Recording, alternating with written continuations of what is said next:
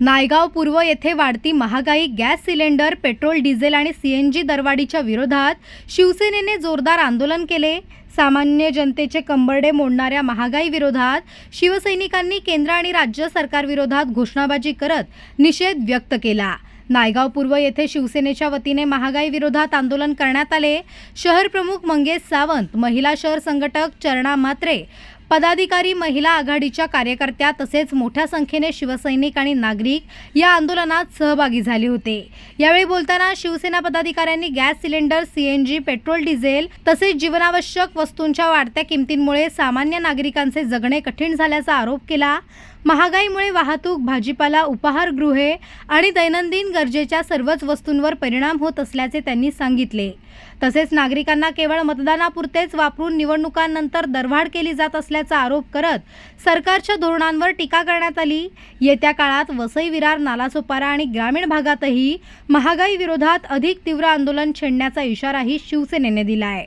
नाही, आपण सगळी परिस्थिती बघितली, राज्याची आणि देशाची पाहिली तर पंतप्रधान मोदींकडनं पहिलं वाक्य सांगितलं जातं की सोनं खरेदी करू नका, विमानाने प्रवास करू नका। उद्या या सगळ्या गोष्टी आपण एकंदरीत पाहिल्यात तर विमानाने प्रवास आणि सोनं खरेदी करणं तर दूरचं राहिलं।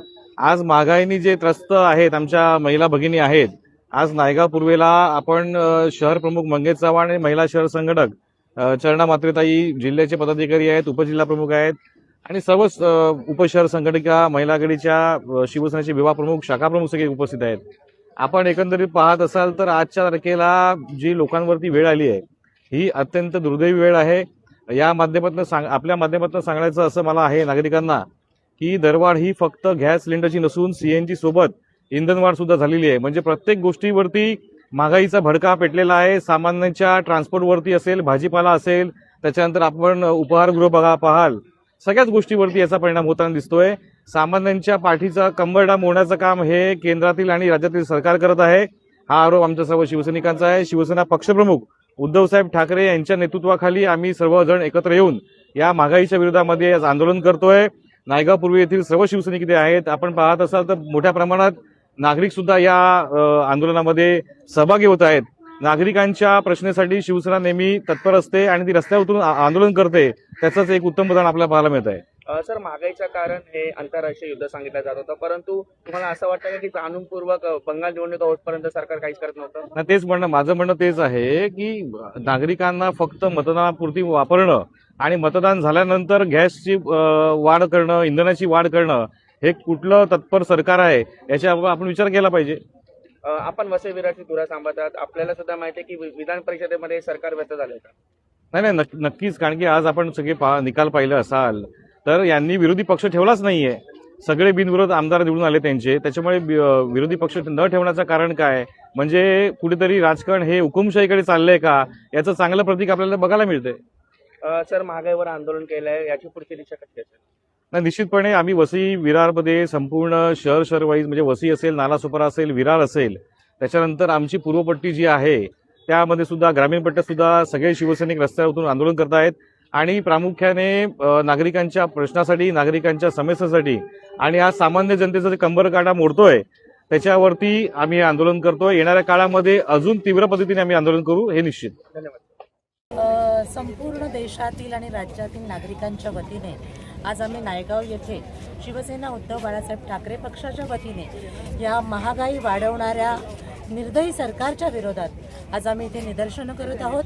सर्वप्रथम मी माझ्या सहकाऱ्यांच्या वतीने या सरकारचा निषेध करते। हे सरकार जे इराण आणि इस्रायलचं युद्ध आहे असं सांगून सातत्याने गेले 2 महिने सातत्याने ही चौथ्यांदा इंधन वाढ झालेली आहे।